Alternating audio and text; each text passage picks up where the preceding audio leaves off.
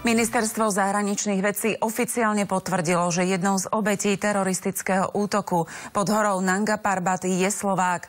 Rodiny, ale ani blízki kamaráti či známi však stále nechcú tragickej správe uveriť. Mnohí sa uzavreli do seba. Prehovoril však náš silný tatranský kolega Jožo Kubáni a jeho správa z Pakistanu zlomila. Nočná búrka, ktorá sa prehnala aj východom Slovenska, napáchala nemalé škody. Mnohé dediny v okolí Vranova nad Topľou bojovali celú noc s následkami prívalovej vody.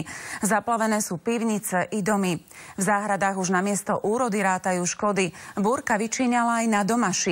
Pod vodou zrejme po zásahu bleskom skončili dve jachty. Priamo na autobusovú zastávku plnú školákov sa v uličskom Krivom rútilo osobné auto. Nezostrianý záznam rozhovoru so štvoricou mladých ľudí, na ktorých strieľala polícia, máme na stránke Noviny. Stredným Slovenskom sa včera prehnali silné búrky.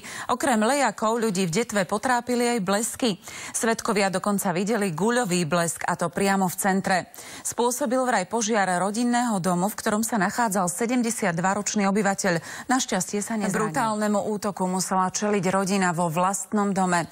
Pokojný večer pri sledovaní televízie narušil žene a jej malej dcérke útočník, ktorý vtrhol do domu a matku. A teraz na inú tému. Európu stále viac desí fenomén stratenej generácie, teda miliónov mladých ľudí, ktorí si nevedia nájsť zamestnanie. Strácajú nádej, ilúzie a tým aj v mladom veku základné piliere života.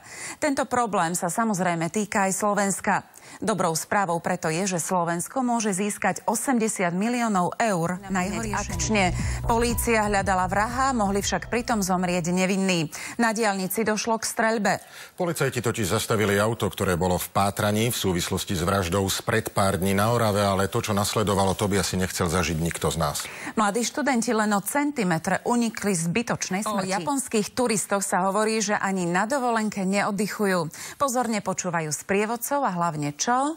No predsa fotografujú. Je to tak, len tak sa túlať po uliciach či sedieť na káve, to k tej našej predstave o Japoncoch jednoducho nesedí. Tak si teraz tipnite, čo bude vo Vysokých Tatrách robiť japonský cisársky pár? Na túru asi nešli.